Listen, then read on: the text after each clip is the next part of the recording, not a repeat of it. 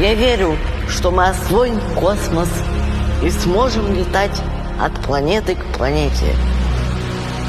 И если мы когда-нибудь покинем Землю и станем путешествовать по галактике, наша планета останется для нас родным домом.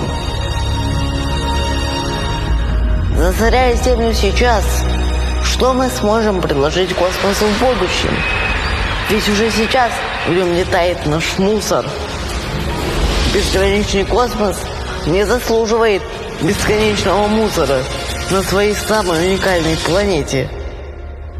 Возвращаться лучше в чистое и светлое место. Нас миллиарды, планета одна.